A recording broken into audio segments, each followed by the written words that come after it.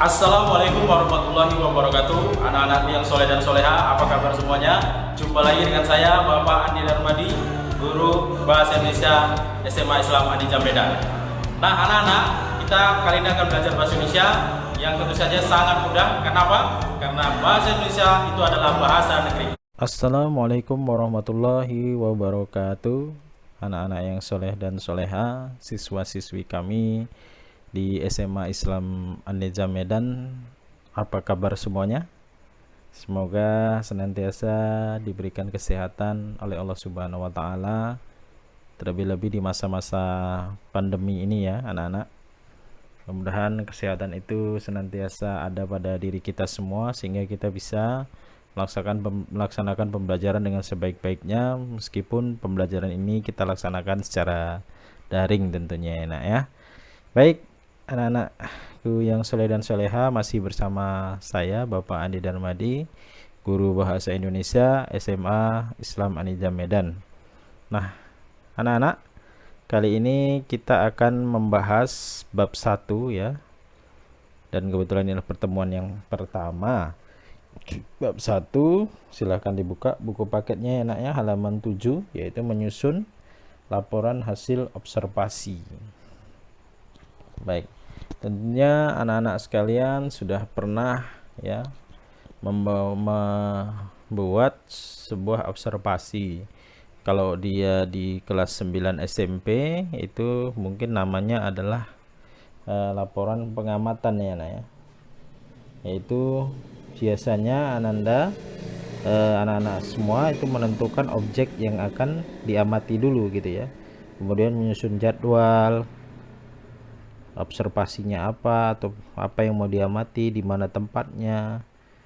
Setelah itu baru melakukan observasi atau pengamatan, kemudian mencatat ya data dan hasil pengamatan. Nah itu di kelas sebelumnya ya, kelas 7, 8, 9 SMP itu mungkin sudah pernah Ananda pelajari. Baik anak-anak ya, tujuan pembelajaran kita pada kali ini adalah yang pertama, diharapkan siswa mampu mengidentifikasi isi teks laporan hasil observasi. Yang kedua, diharapkan siswa mampu menyusun ringkasan isi teks laporan hasil observasi. Dan yang ketiga, diharapkan siswa mampu menyimpulkan fungsi teks laporan hasil observasi.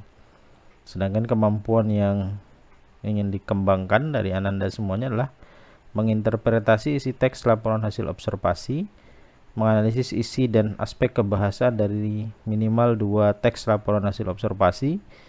Yang ketiga, merevisi isi teks laporan hasil observasi.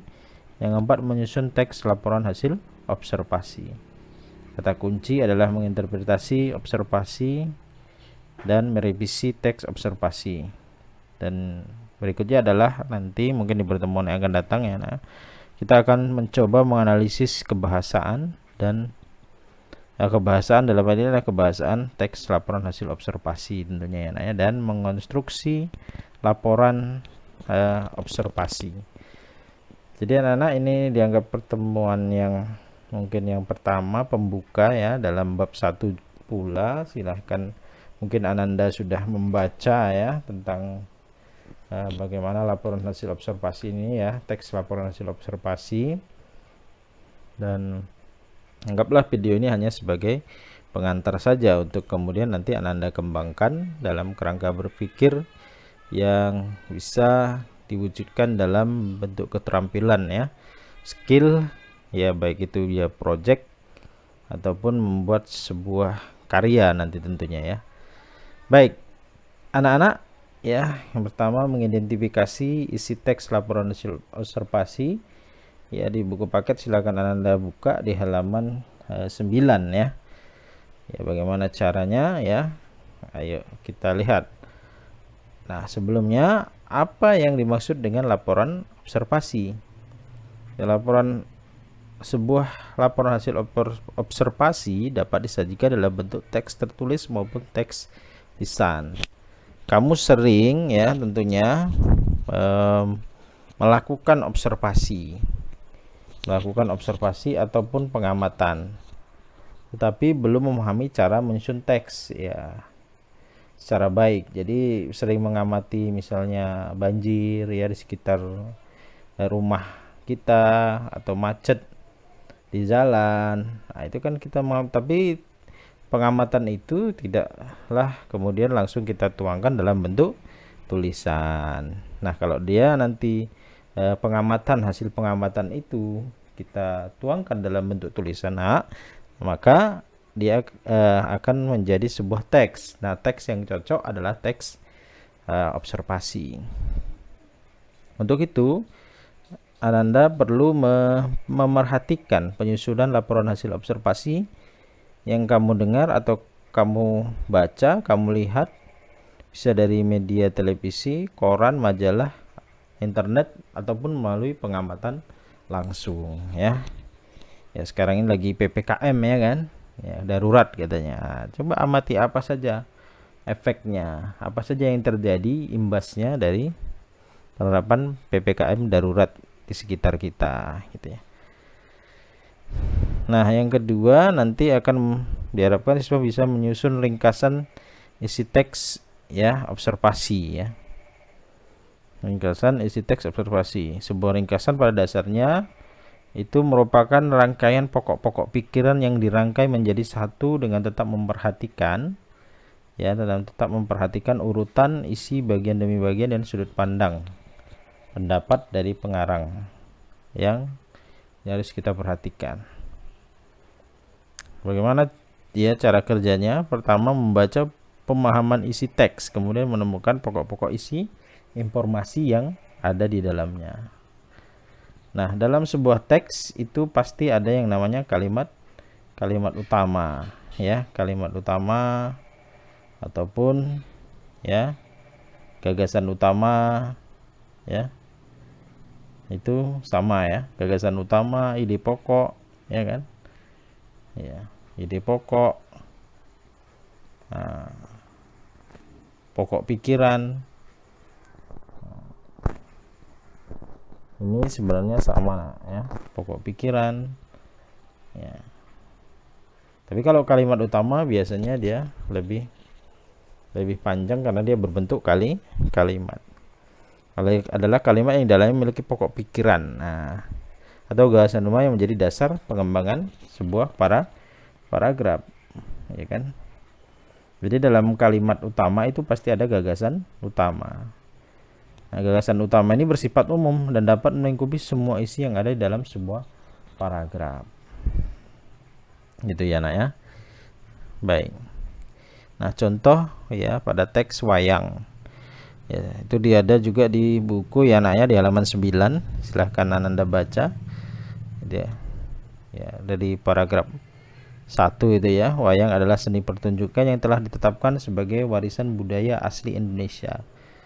UNESCO, lembaga yang membawahi kebudayaan dari PBB, pada 7 November 2003 menetapkan wayang sebagai pertunjukan bayangan boneka tersohor dari Indonesia, sebuah warisan mahakarya dunia yang tidak ternilai dalam seni bertutur, dan seterusnya. Nah, biasanya kalau kita lihat gagasan pokok ya, gagasan pokok ataupun kalimat utama ini, kalau secara letak dia ada namanya deduktif ya kan, ini di awal paragraf. Ada yang namanya induktif, ada yang namanya campuran. Iya. Nah, nanti ada juga deskriptif. Ini di seluruh ide pokoknya itu di seluruh paragraf. Ada juga nanti namanya ineratif di tengah. Tapi pada umumnya di kelas 9 di kelas 10 ini ya, nah ya, SMA itu dibagi 3 ini ya, deduktif, induktif, dan campuran. Deduktif itu gagasan utamanya berada di awal paragraf, induktif itu berada di akhir paragraf, sementara campuran itu berada di awal dan di akhir paragraf gagasan utamanya. Nah, seperti pada contoh yang di slide kita ini nak ya. Jadi di sini nih itu ini deduktif ya, gagasan utamanya atau gagasan pokoknya. Dia berada di awal paragraf. Wayang adalah seni pertunjukan yang telah ditetapkan sebagai warisan budaya asli Indonesia. Nah, kemudian untuk kalimat-kalimat berikutnya, kalimat kedua dan seterusnya, ini disebut juga dengan kalimat penjelas atau disebut juga dengan gagasan penjelas yang menjelaskan gagasan pokok ataupun kalimat utama dari paragraf ini. Nah, ini secara sederhana tentang sebuah teks.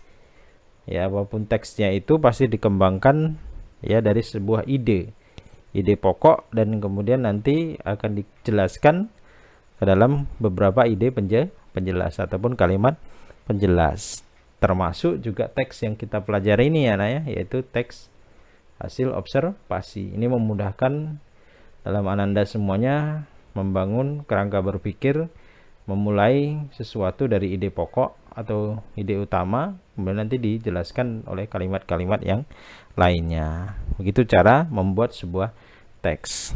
Ya, jadi ini dulu ya untuk pemahaman kita ya mengenai sebuah teks. Ya, kemudian menyimpulkan fungsi teks laporan hasil observasi.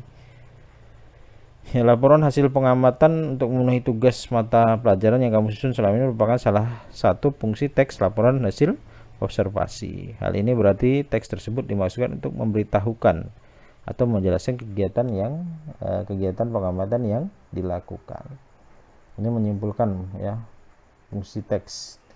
Jadi kalau fungsinya itu ya diantaranya yang pertama untuk memberitahukan kepada pihak berwenang atau terkait terhadap suatu informasi yang sudah kita observasi tentunya ya. Yang kedua, informasi tersebut dapat dijadikan sebagai dasar penyusunan kebijakan ya pada pihak-pihak yang terkait. Yang ketiga, teks laporan hasil observasi yang dapat dijadikan bahan informasi untuk berbagai kepentingan dan sebagai alat pendokumentasikan suatu objek ataupun kegiatan. Inilah fungsi dari kita belajar teks observasi, dan ini sekaligus sebagai pemantik ya dari apa itu yang disebut dengan kurikulum sekolah penggerak ini.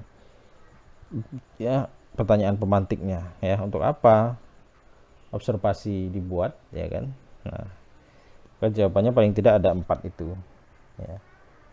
Baik ya, mungkin sampai di sini dulu ya perjumpaan kita. Video ini hanya sebagai stimulus saja ya, untuk kemudian bisa ditambahi kalau masih kurang jelas, yaitu melalui diskusi ya, bisa lewat WA ya. Dalam ini adalah WA, kita ada di grup WA ya, silakan tanyakan apa-apa saja yang memang belum dipahami, tapi saya pikir ini adalah masih awal dan masih hanya pengetahuan yang masih mendasar ya, dasar dari teks laporan hasil observasi. Nanti bagaimana membuat teks tadi ya, termasuk teks observasi dimulai dengan ide pokok dan sebagainya. Nah, ini kan sesuatu yang masih gampang untuk dipahami ya ya. Mudah-mudahan ya kita bisa menyelesaikan apa saja yang menjadi target pembelajaran atau pencapaian pembelajaran yang akan kita bahas pada bab ini. Itu saja mungkin ya ya dalam pembelajaran kita kali ini ya. Mungkin kita akan bertemu lagi nanti ya tentu saja akan bertemu lagi ya, insyaallah ya ya di pertemuan yang akan datang sehingga lebih jelas lagi. Sampai di sini saja perjumpaan kita ya, tetap semangat dan selalu jaga kesehatan ya. SMA Islam An-Nizam, unggul, cerdas, Islami. Assalamualaikum warahmatullahi wabarakatuh. Alhamdulillah anak-anak, demikian pembelajaran kita pada hari ini. Sampai ketemu lagi pada video pembelajaran yang berikutnya. Jangan lupa like, comment, and share. SMA Islam An-Nizam, unggul, cerdas, Islami. Assalamualaikum warahmatullahi wabarakatuh.